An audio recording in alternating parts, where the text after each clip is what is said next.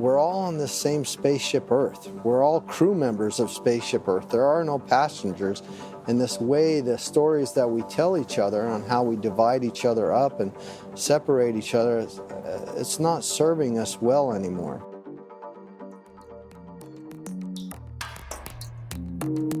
We're with Marc Buckley, Regenerative Futurist. Welcome to the Futurists.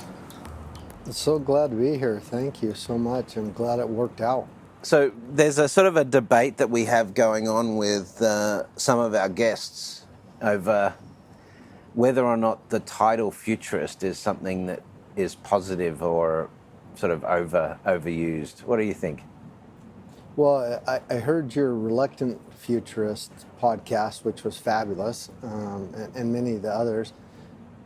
I actually think it's a fabulous thing. It's really spot on.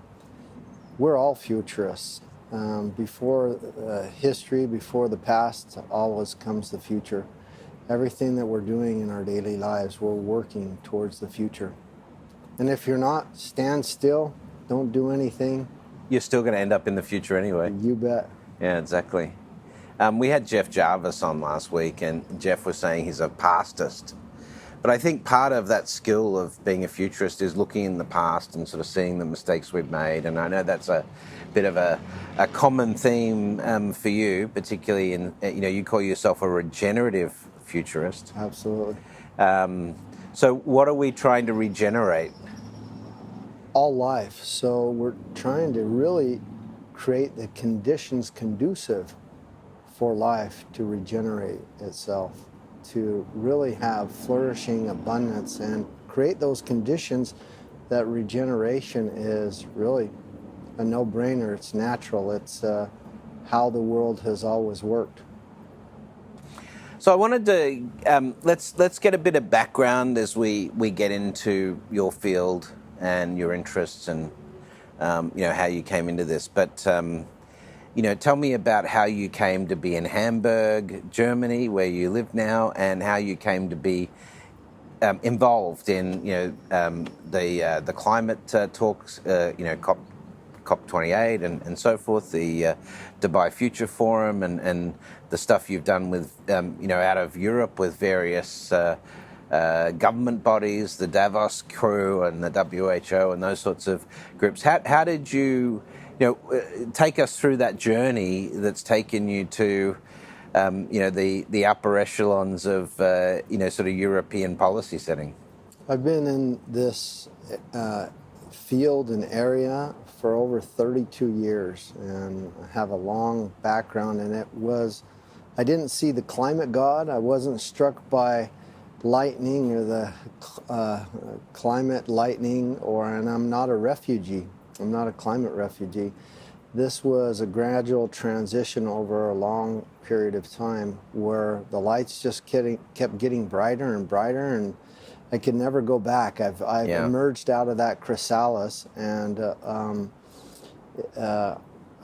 very fortunate to have a lot of wonderful mentors and friends over the years who are also futurists, environmentalists, economists, and sustainable architects.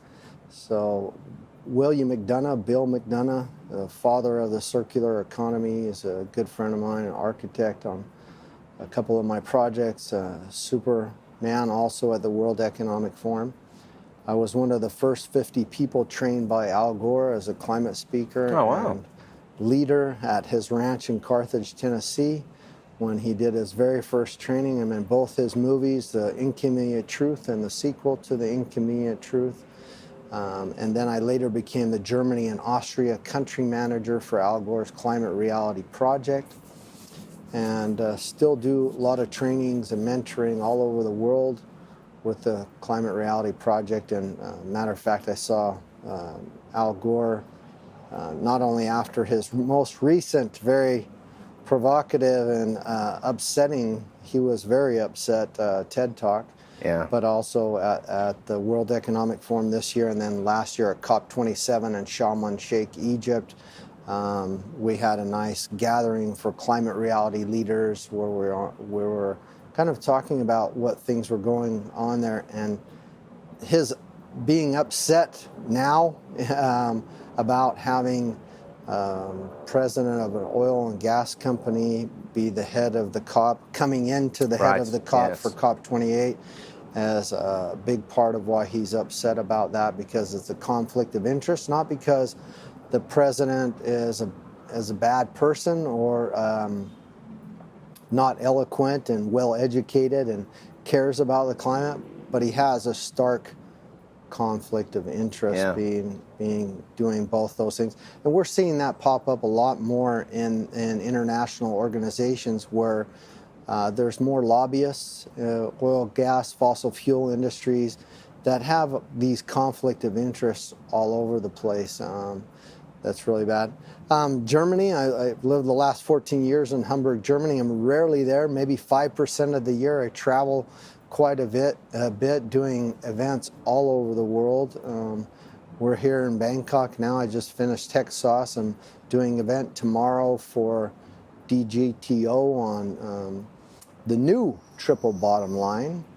And I do all the international circuits. So not only Davos, the World Economic Forum, the World Government Summit, the United Nations, New York Climate Week, the Conference of the Parties, the COPs that are around the world. I've been going to the COP since COP 12 and was lucky through the two major mentors and friends that I mentioned, but many others who have helped me and guided me on that process. Been very fortunate and lucky. It's also interesting when you concern or you interest yourself about the future, around innovation, around climate and environment, how you tend to attract those type of like minds and those people who are also thinking about the future and that.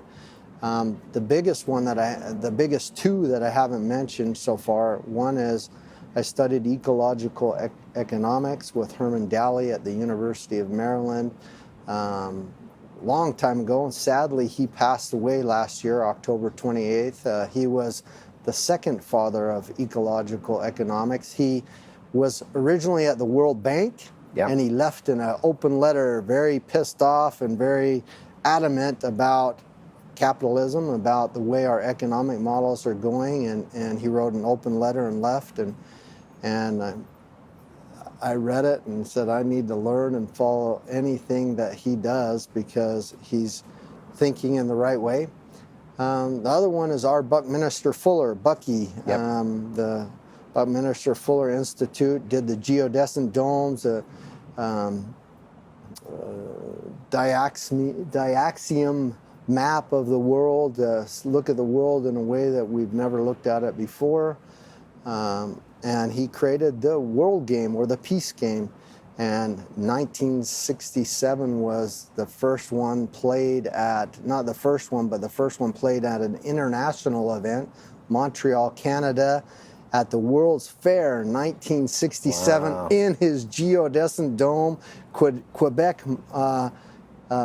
Montreal, Canada is where he played it at the World's Fair in 1967. Had people from all over the world come and play this new world game to say, what does a world that works for everyone look like for you? And then he brought forward that answer. He wrote the book, The Operating Manual for Spaceship Earth. And just people like that he and Jacques Fresco and people like that really did sort of try to create a bit of a template for us to follow. But the problem we have, is the one of the commercial viability myth, that things have to be commercially viable for us to do them. But, if you look at the whole problem with fossil fuel, hydrocarbon pollution in particular, let's even put aside the role hydrocarbons have played in creating climate, right? Because I think that's a fugazi, furphy. But we could have eliminated hydrocarbon fuel sources, particularly for electricity generation, 20, maybe even 30 years ago, if we had accelerated development of renewable tech, battery tech, even nuclear hydropower, solar, wind, that sort of stuff. Europe just released some of the results this week of the work they're doing on solar deployment, and they're ahead of schedule on that. China has deployed more solar in the last 2 years than the US has historically in the last 50 years. So we could do it, and we can certainly produce a lot cleaner air and fix some of these issues. But it's always this BS about who's going to pay for it, and the market's making tons of money out of hydrocarbons. Why do we want to do anything different? 10 million people die every year from air pollution. Right? We could have saved those lives, but there's this sort of false equivalency between GDP growth and economics and the market, stock market and so forth, and human lives and the health of the planet. This conflict is not really going to be resolved until we come up with better value systems, really, right? So was kind of the Kodak Eastman thing. We're holding out for every last penny of our paper market, where we've already invented the solution to, for the digital camera and fixed a lot of things. And fossil fuels are stranded assets. Yes. They're a bad option. The only thing looking worse than fossil fuel investments is the meat market. Right. Looking at animal agriculture is a huge stranded asset and has gotten a black eye. And I just think and know we didn't leave the Stone Age because we ran out of stones. Right. And guess where that comes from? That comes from BP. That's a BP that said that. But it's so interesting that we think that we need to hold on to these weird fossil fuels, hydrofluorocarbons, and these outdated innovations and technologies to get us into the future. And in reality,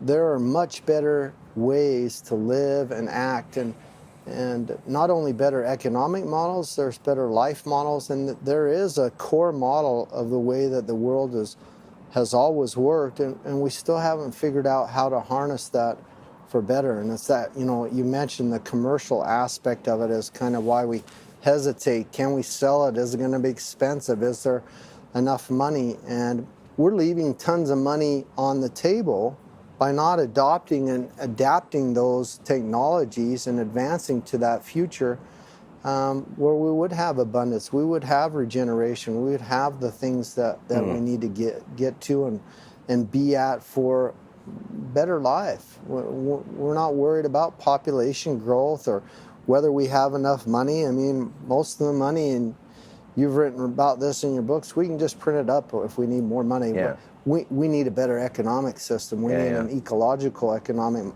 model and system to kind of replace these bad models. Another Bucky term, if you're not happy with the models and things out there, just create a new model that makes the old models obsolete and replaces them. And just in the last 2 years, there's been more than 20 new books in the last 2 years written just on ecological economic models. In the last 2 years. In all human history, there hasn't been 20 books written on ecological economic models. So what is that telling us? Telling us we're about due for a change. People are fed up, and so if they're not seeing the change, they're beginning to create that change in the models themselves. The most promising one that I really think is so interesting, I don't know if you've heard about it, it's called Earth for All. It's by another book from the Club of Rome. They wrote the original book back in 1972, The Limits to Growth. They just came out last November with a new book called Earth for All. It's a new ecological economic model book, but it involves 5 different economic models, ecological economic models.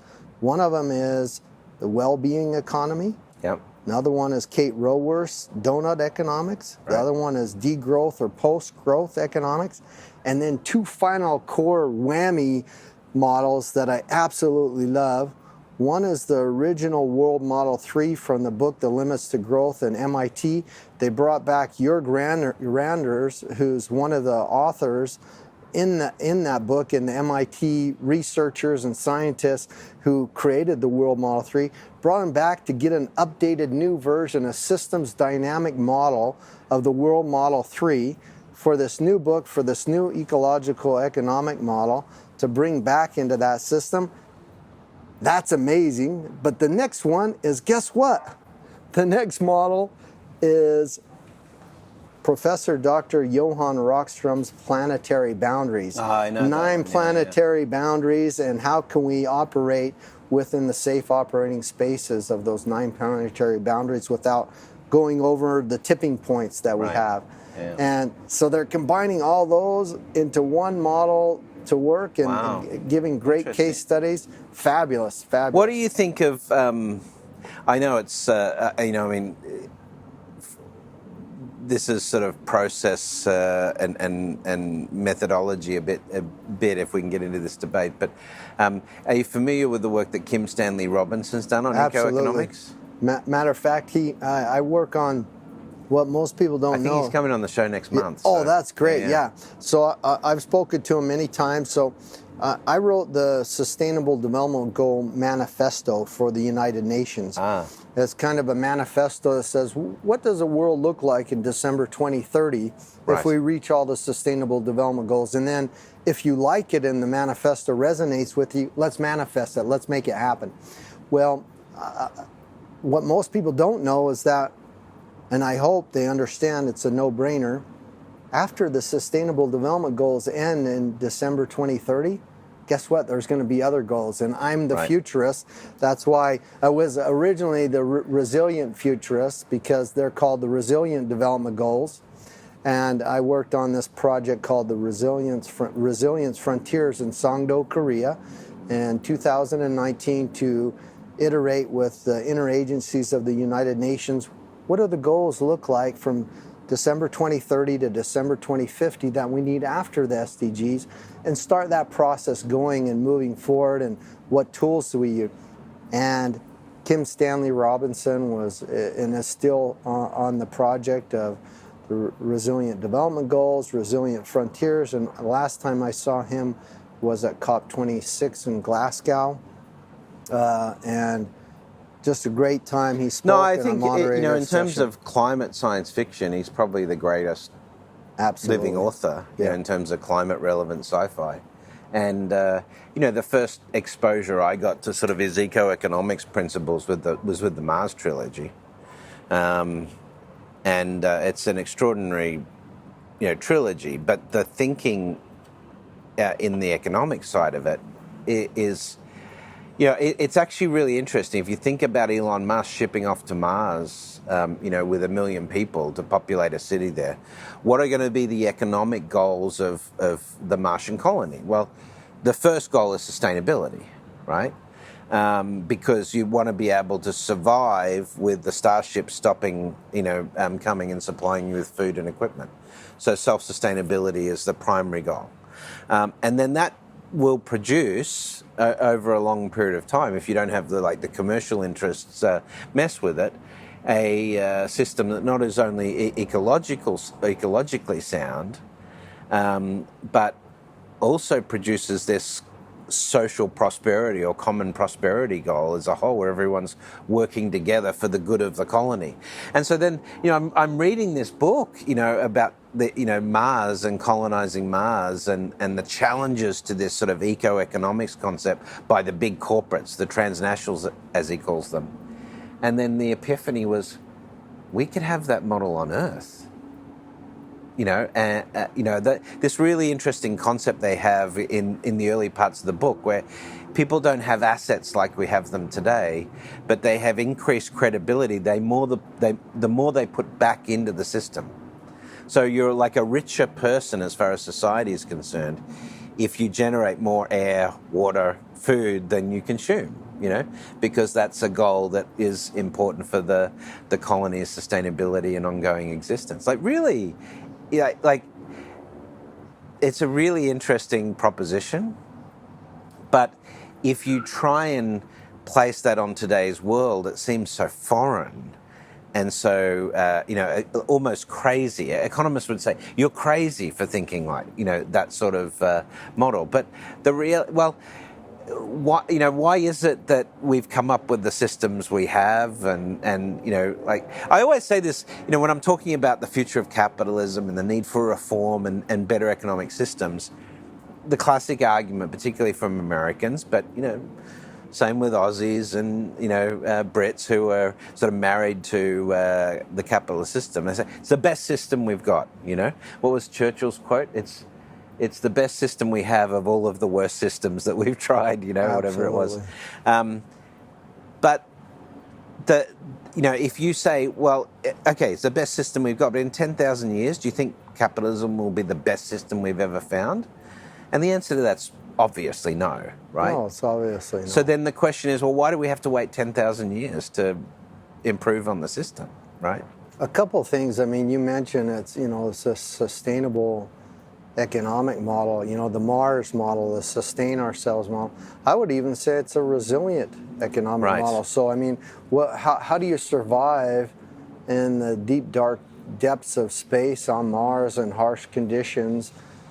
It's through resilience, and that's why I said the next iteration of goals is the resilient development goals, because it doesn't matter how much sustainability you have, and if a hurricane, a tornado, a flood, a drought comes, a war comes, it can wipe it all out within minutes, and you need drinking food, water, and energy the very next hour. This is a really important point. We're seeing Maui, Hawaii right now. We've got the, as we're recording, we've got Hurricane Hillary that's hit the West Coast. But at the same time, we are seeing obviously more intense weather events.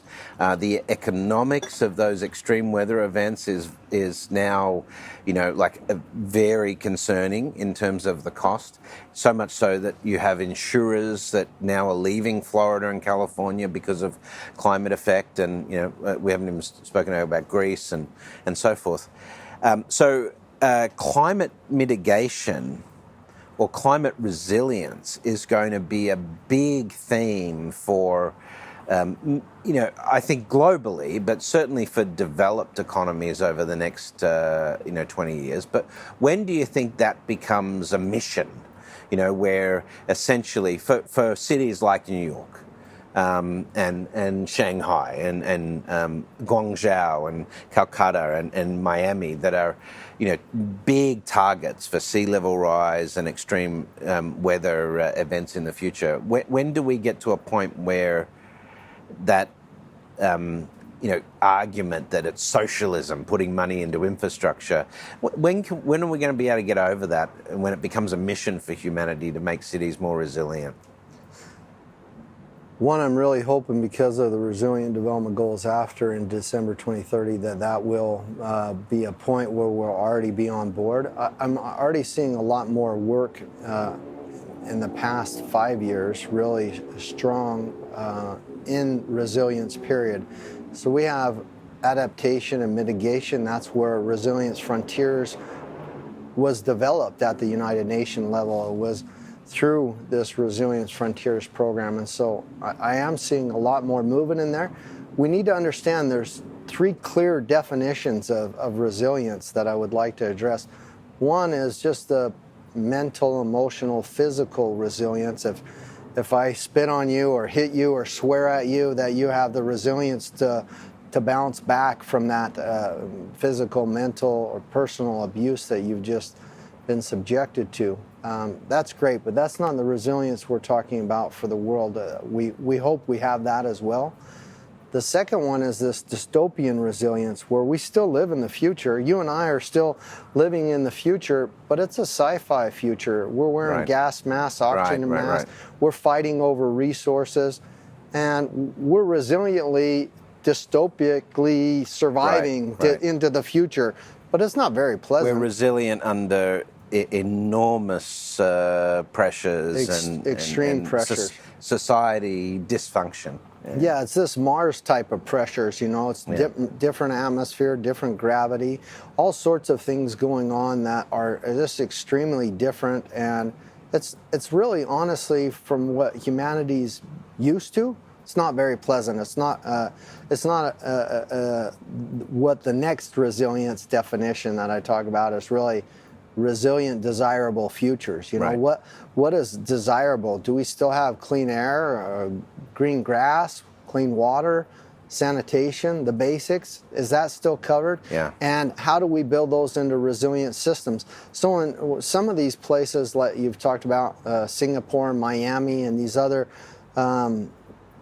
coastal areas that are prone to sea level rise and other climate catastrophes, or heavy, densely populated cities that are having tons of pollution Yes. and not only air pollution, but greenhouse gas emissions, heavy industries, also the spreads of pandemics and viruses and many other things because of the infrastructure setup.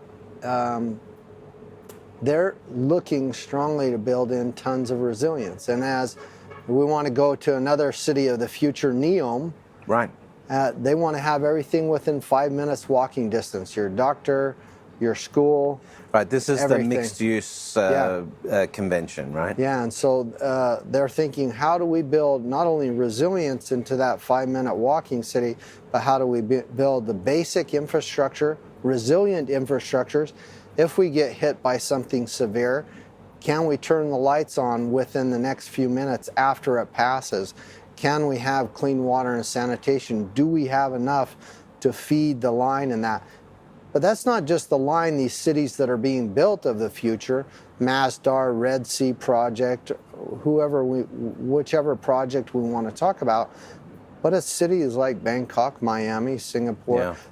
that are making changes in their infrastructure to make sure that they can hit those targets and meet the needs resiliently of their city, of the places where they serve. And so it's important to know that, and I see that's coming, but what I don't see is that it's keeping pace with our exponentially growing world, with humanity, with the evolution of our world. Our policies, our infrastructure is still out of date. It's usually 7 to 10 years out of date. Yeah. It's not keeping pace with the way we're evolving. We're still in the industrial revolution Absolutely. Era of thinking. You know, our education is built on that. Yeah. Our factories are built on that. Our a lot of policy. Our core economics in many ways are built on that. Extracting resources from the ground and converting them. They're still called blue chip companies. A lot of those Absolutely. companies. Yeah. Where I live in Hamburg, I'll tell you that is, it's Western world. It's developed. It seems great, but the infrastructure is horrific. Yeah. I'll give you a great example. 2015, when you released your book as well, we had the G20 meeting in Hamburg, and you would have thought it was a war zone. I would have thought that there was some major calamity, a war zone or something. Just all we had was a G20 event. The world leaders met to talk about the finances and about the future. And the day before that meeting, we had a global citizens from Hugh Evans out of Australia. He did a big global citizens event at the Barclays Arena in Hamburg. I kid you not, there was literally 300 plus cars on fire, probably about 50 grocery stores, shelves empty, glass broken What was in. going on? I thought nothing was going on at a G20 event. And the infrastructure, you thought, well, everything shut down, not enough police, a lot of things going on.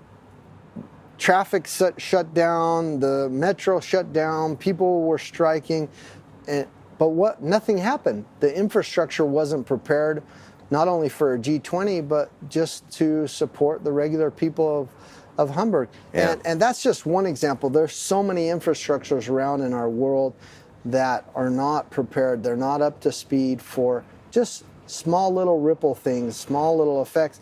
And the biggest example, you mentioned earlier, the European Union. I think they're one of the biggest and best organizations in the world now, doing things for the environment, doing things for the climate, trying to get to that net zero target.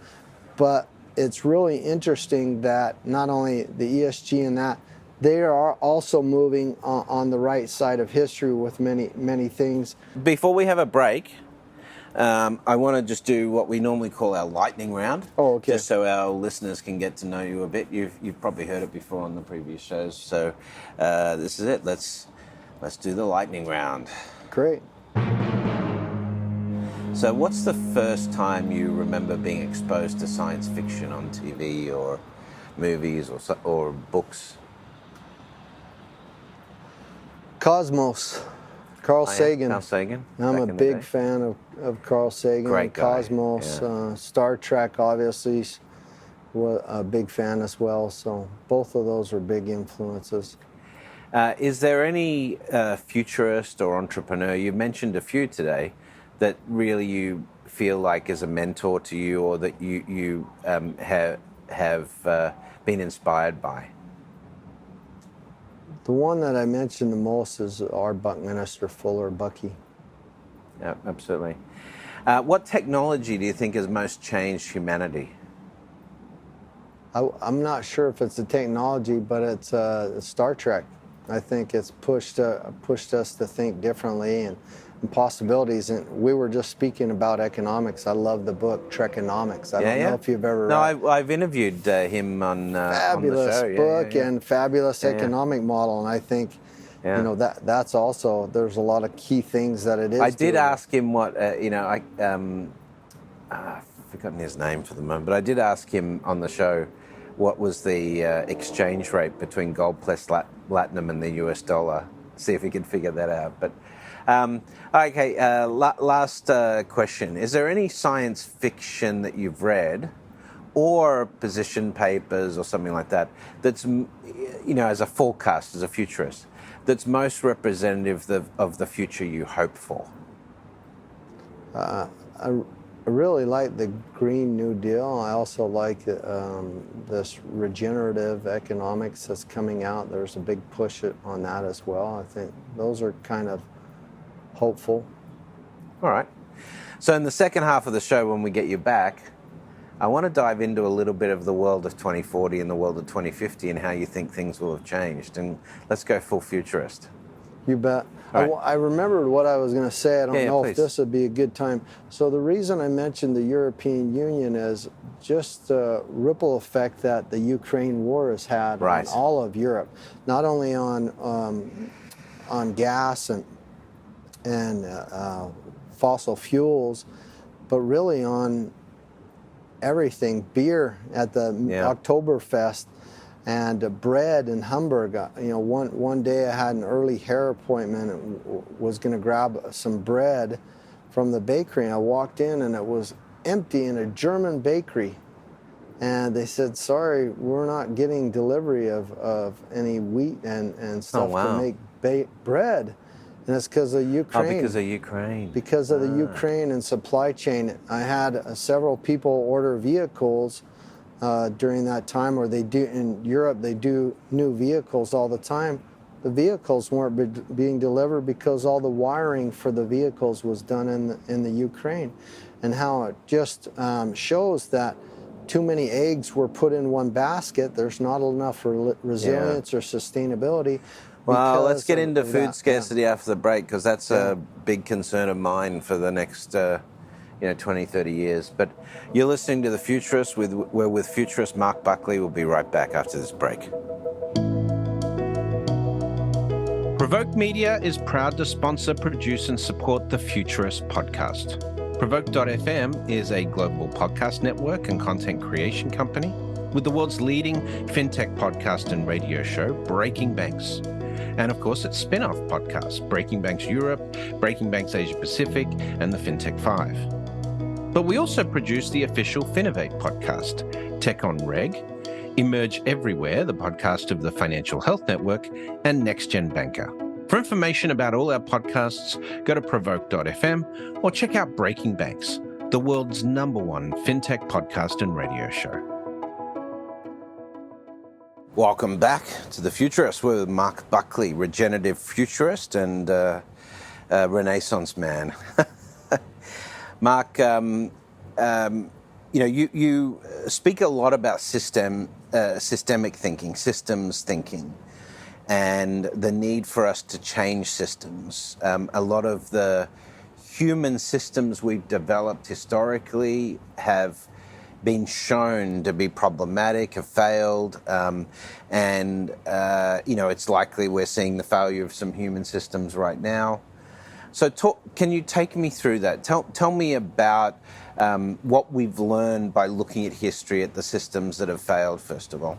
Absolutely.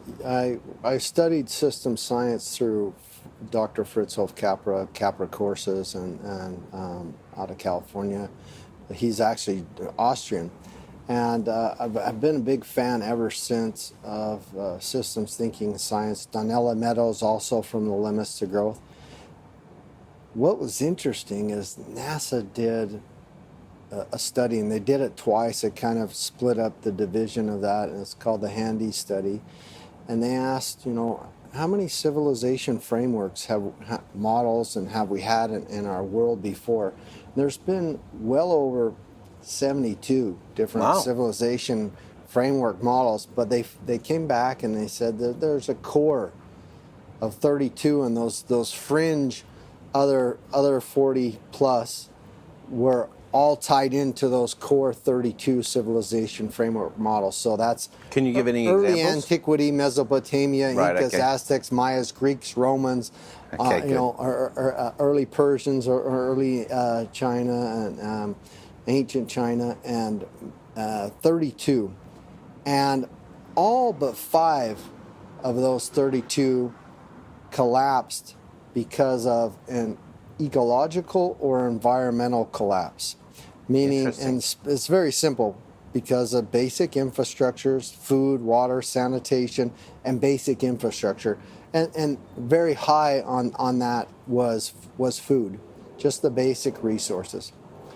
The other 5 that didn't collapse because of environmental or ecological collapsed because of disease, displacement, or some form of disruption, and that's why they no longer collapse. So that was an interesting learning lesson, because we spoke earlier about infrastructure. None of them have survived until today. Ancient systems. None. Otherwise, we'd still be using them. Yeah, right? Yeah. Absolutely, none of them survived. And this is a whole other topic. But democracy, I think, died along with the Greek Empire. But anyway, that's a whole nother controversial topic. We don't have. We don't have another anymore. week to talk about it. But the most interesting thing, and this report is still kind of, I'm surprised that it's not so, it's not popular or talked about very much. All of them collapsed running the exact same civilization framework model like the governance model structure. Right. You know what that model was? Centralized government? No. Hierarchy. Hierarchical models. There was a king, queen, emperor, president, someone at top, slaves, laborers, peasants, and farmers at the bottom. Right. And this is what also, we're still repeating that same hierarchy structure today in all of our organizations and cities. That's why we've got this massive inequality globally today. It's a division of class and massive inequality, and it's the structure. And the other learning lesson as well from the report was that the biggest buyout, or the takeaway that they had of the report, was that the peasants, slaves, laborers, and farmers didn't have buy-in to the ecological or to the civilization framework structure. And what they saw is that in all 32 cases, when those civilizations were being built up, they took peasants, slaves, and laborers from other cultures, other countries, other places, brought them in to build up their civilization framework, and they never had buy-in to that framework. They knew that they were going to be enslaved their entire life, be a farmer in this form of labor. And we're repeating that same mistake today. Saudi Arabia, Dubai, wherever we look, we have... we don't call it peasants, slaves, laborers, and farmers. We call them hospitality workers, construction workers. But still, they get a visa. They're paid an unfair wage. They send most of their money home. They live in worker camps and large apartment buildings or places, Foxconn or wherever. the Mexican and Yeah. Latam workers Exactly. in the States. Yeah. Exactly. It's doing all all the over farming and all the stuff to make it sustainable. At the same time, they're identified as the enemy Yeah. that's taking American jobs. But the American system would collapse without these grassroots workers in the system. Brexit's a huge example. Oh yeah, 400,000 to 600,000 migrant workers a year. The UK economy is bang fairly Absolutely. squarely on their bad immigration choices. Yeah. And the US is trying to go that way. I don't think they could. Australia, my home country, is very much on that.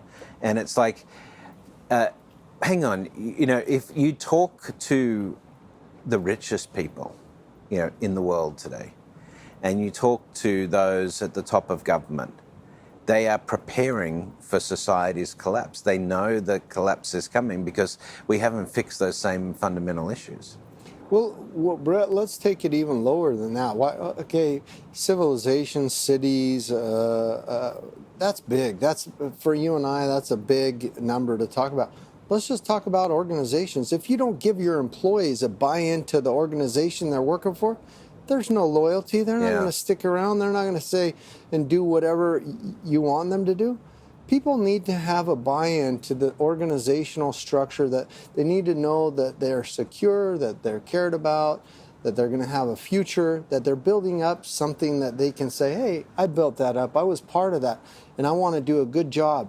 If you don't have that buy-in, that role to play in that structure, guess what? That's when the bolt fails. That's when the safety standards. That's when something in that organization. Right. So we can accept that at an organizational level, and that sounds very reasonable. Why can't we accept that at a civilization level?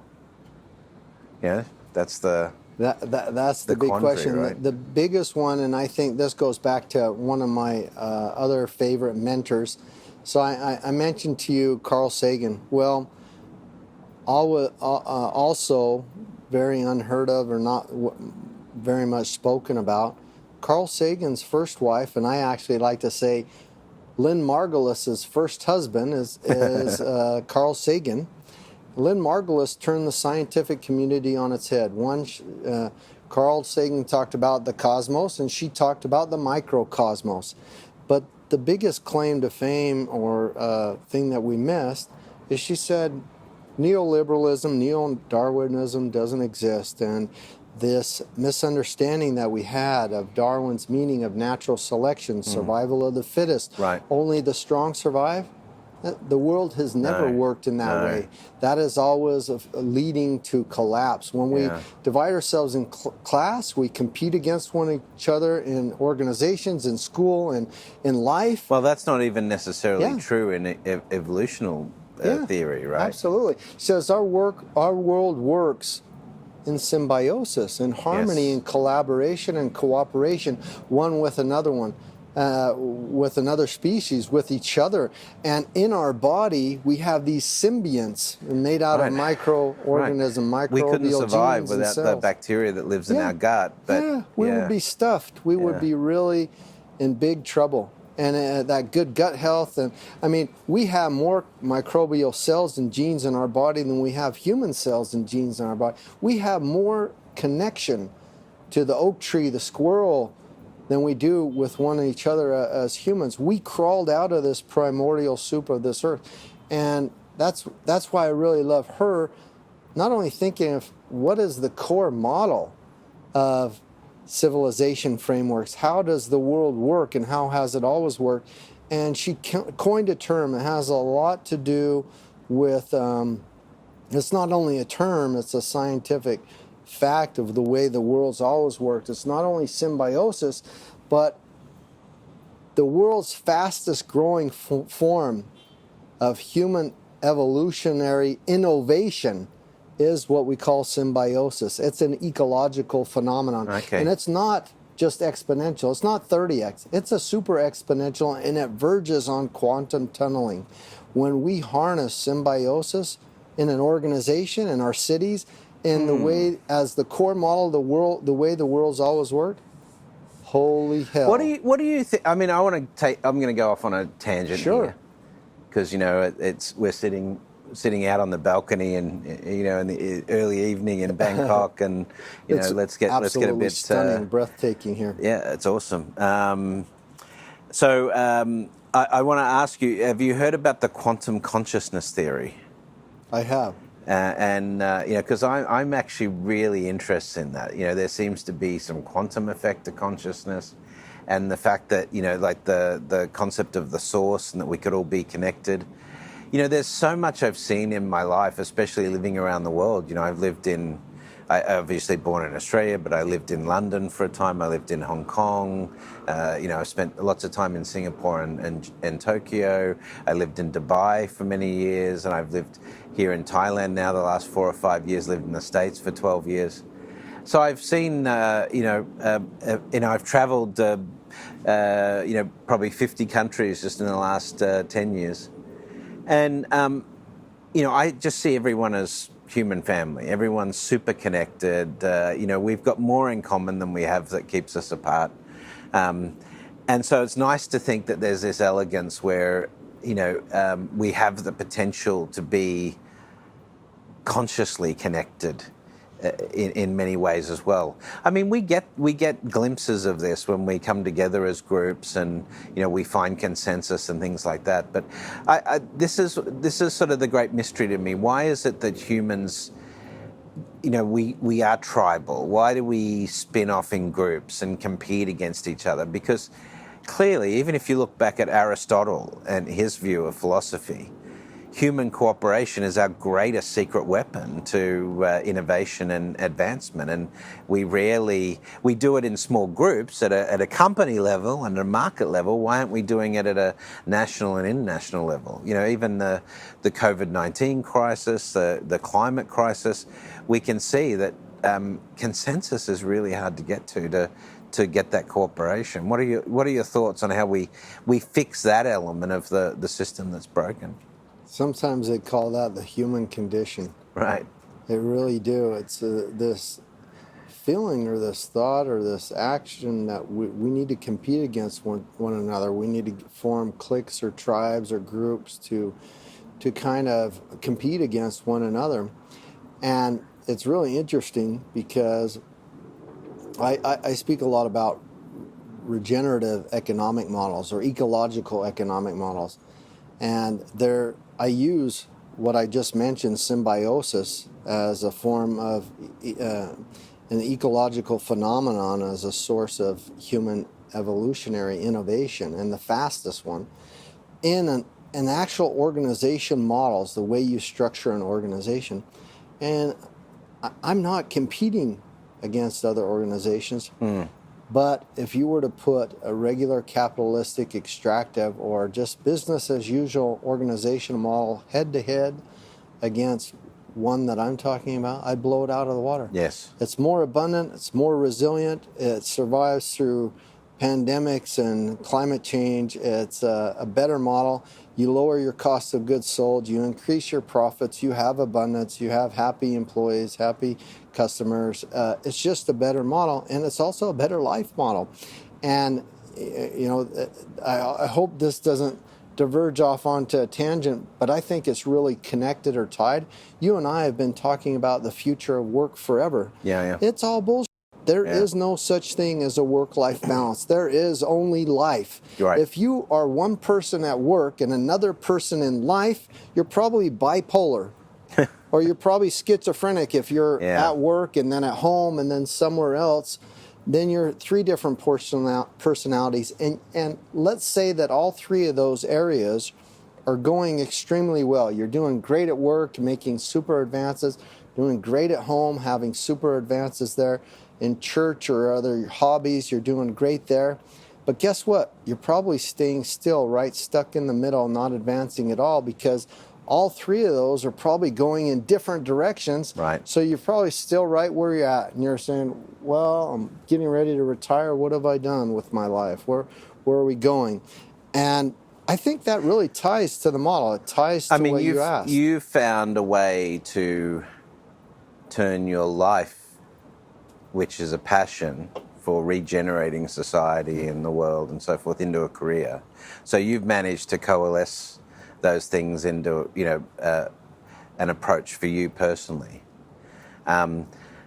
But like, are you supporting concepts like universal basic income and things like that, or do you think we just need to like throw out the whole system? Because in my view, UBI is a way of like just extending capitalism just a little bit more so we can keep consumption going, when it's not, particularly with AI. And climate, both of those have the potential to just break capitalism, because the capitalism doesn't have a solution for either of them, really. I gave a workshop this year in February at the World Government Summit on the future of governance. I was basically talking about what are the new governance models, government economic models of the future. So take us out 2040, 2050, how's it look and how's it changing? Well, I want to answer that question, UBI. I'm 100% on board with you. It is an extension of an extractive capitalism. It's great. But it allows people to work in areas that they feel more passionate about, rather than just putting food on the table, right? I have a concept I developed years ago with Herman Daly, and I want to eventually bring it out in another book, but it's taking a twist on UBI and giving an old economic model, an old ecological economic model that we've used for well over 45 years, a rebirth into the future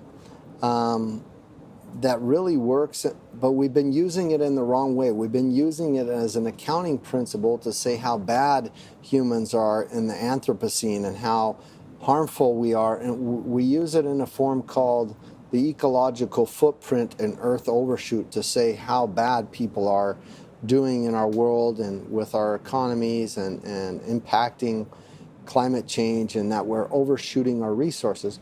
Well, there's a flip side of that model where everybody can receive a twist on UBI. It's called an inalienable human right to that global hectare that we use to calculate the Earth Overshoot Day. Instead, we give everybody that inalienable right to clean water, clean air, sanitation, food, security of body, security of employment. I think we measure economic growth and economic success with these measures that economists have produced over the years, GDP growth, full employment, trade surpluses, inflation, all this sort of stuff. But if you were to measure the success of an economy on its ability to fill the basic needs of the citizenry, then you get a very different view of economic performance. Even with the richest the richest economy in the world today,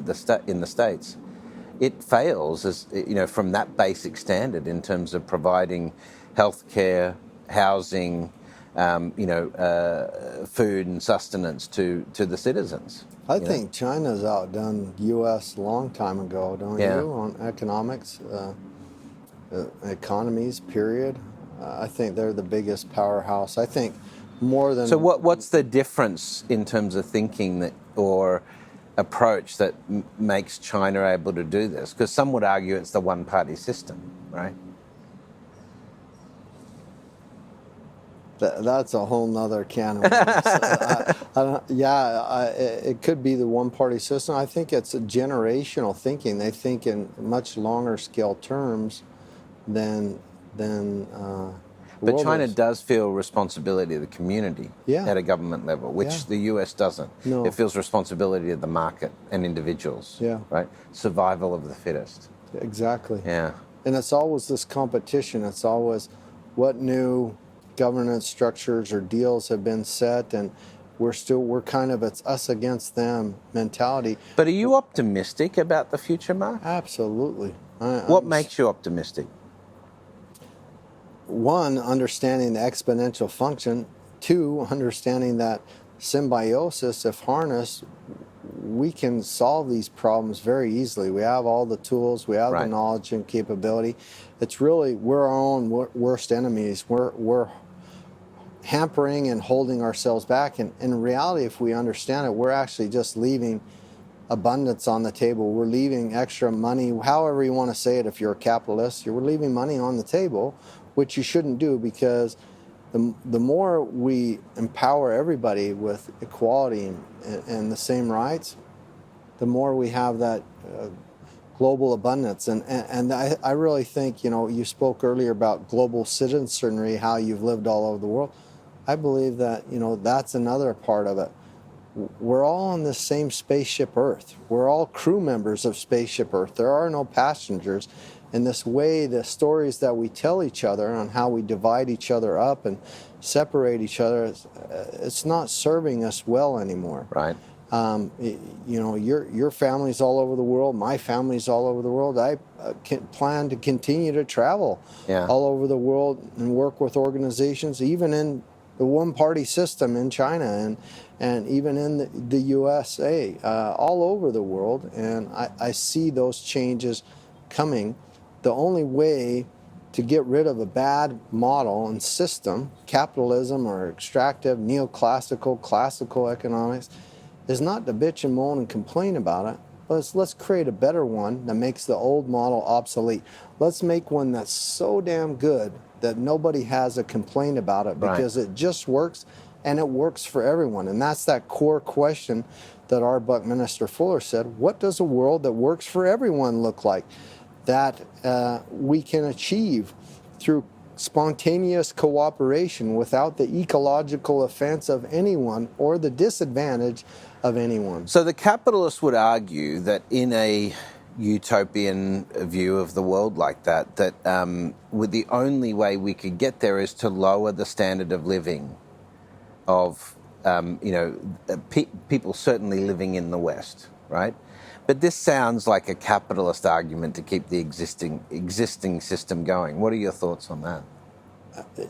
Yes, it's this Fata Morgana. It's a bullshit ruse, because it just doesn't exist.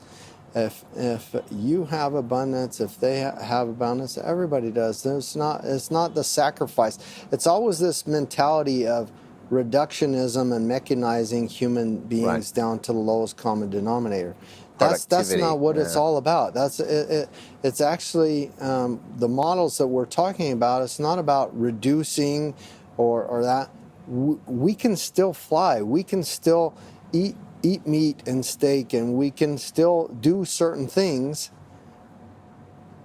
We just need to do it without human suffering and creating greenhouse gas emissions or global grand challenges. Yeah. If Bertrand Piccard can fly around the world in the Solar Impulse plane on clean tech, on solar energy, there is a much better and cleaner way to do things. Let's figure it out. Let's use those technologies. It's just a technology and question. show the world that there is a different way to do it. And we can still have population. We can still have those things that people say, oh, well, there's too many people on. How are we going to feed everybody? Again, we're focusing on the wrong areas. If we change the model, we change the way we do it, we will have more than enough. I think I agree with you. There are different ways of going about approaching farming and production of meat and so forth that we're looking at. Just technical solutions, really. Clean water and sanitation for people shouldn't be a question. Access to energy is getting cheaper all the time. So, it seems like we're going in the right direction. But tell me about the world of 2050 and what you hope for in terms of human society. A world that works for 100% of humanity by 2050 without the ecological offense or disadvantage of anyone. To really have all 8 billion or plus 2050, maybe we'll have 10 billion people by that time, have the empowerment and the basic rights to live an adaptive lifestyle of health and sustainability within the safe operating spaces of our planetary boundaries. That's the future I see. I know we can do it, and we can do it in a short time. We have the goals, we have the targets, we have the indicators, we have So it's not a technology question. It's not a technology question. It's not an economics question because we not can reorganize around economics. It seems like it's a cultural issue. Like, how do we create that culture? The culture that we're all this homo symbiosis, that we realize we're all together on this planet, that we're all part of it. It's interesting now we're talking about even about that, you know, there's might be UFOs and alien life. Right, disclosure. And yeah, all these things popping up lately. So I think it's a cultural thing that we need to realize that we're all in this together. Yeah. If we solve it, we can really solve it once and for all. What is this rat race that we're on, and what system have we created? It's actually not working for humanity anymore. And it's sad because I asked that question. So not only did our Buckminster Fuller say it, I asked this question to 3,500 people on my video podcast and on video before I've recorded them with their answer. What does a world that works for everyone look like for you? And you'd be surprised. All of the people I asked, that's a great title, except for 7 people, didn't know. I thought the smoke was coming out of their ears. They're going to have a grand mal seizure, eyes rolled back in their head. They started to stutter. Only 7 people had a similar answer and could answer immediately. The rest just kind of stuttered. That's because we're not taught to think like that. Yeah, they're not taught to think like that at all. And then, and then here's a crazy thing, and this is why I did it on video, because I did this social experiment. I was hoping, okay, this is going to be a great video, everybody's going to know, and the solution's right there in the question. I asked people the same question on the same day, twice. Both times they gave me a different answer. Yeah. I asked them on over weeks, months, and years. Every time their answer was different and always changed. Nobody had the same answer every time. And so there's a lot of learning lessons. I think it's okay if you don't know the answer to that question, but then you need to be okay with the direction your future is going. I always ask also the burning question, WTF, and it's not the swear word, it's what's the futures? Where are we going? If you don't know what the future is or what a world that works for everyone looks like, it's okay as long as you're okay with the way the world is working. If you're not okay with that, then it's time to ask yourself that question, get clear with that, and then divest your money, make your voice heard, and things like that, so that you know where you're going on in the future. The most interesting thing out of all of it is, and it's really funny, is I went and asked ChatGPT this question. I asked it in India, I asked it in Africa, asked it in the US, and I asked it in Germany, and I asked it 120 times, and every time it was the exact same answer, even though that damn refresh button is supposed to change. Every time it was the same answer. And it was very close to our Buckminster Fuller's answer, and it was very close to what I told you the answer was. It was actually even a little bit more eloquent, and it went into more detail on specifically what a world that works for everyone looks like. And that says 2 things. Have we domesticated technology or ChatGPT or artificial intelligence, or has it domesticated us? And why in the hell does it know the answer? And 3,500 people on my podcast don't know the answer. Yeah. Well, that's systemic thinking in many ways, probably. Well, Marc, it's been great to have you on the show. How can people find out more about what you're doing, the work you're doing, the books, and get in touch with you as a futurist? Best is Marc Buckley on LinkedIn. marcbuckley.earth is my website. Can be Googled, and you can see all the talks and events that I do. I do pretty much this year 31 countries, 200 events already, so it's just absolute craziness. Hopefully people can find me that way. And then I do books of philanthropy. This year I released a book called Before This Decade Is Out, done in conjunction with PricewaterhouseCoopers. It's based on the meme from John F. Kennedy, Before This Decade Is Out, we'll send people to the moon. And basically the meme is, before this decade is out, 7 years left to go to achieve the Paris Agreement. and the Sustainable Development Goals, and what will you do before this decade is out. It's not as much. We need those big, ambitious goals. We do. Big, hairy, audacious goals. I don't know if you remember that speech that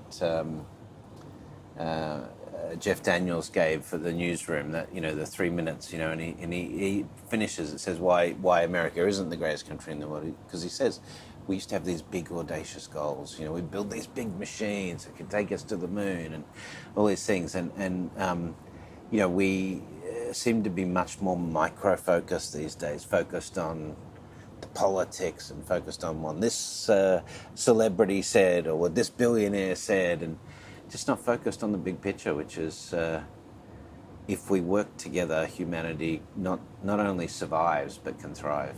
Absolutely.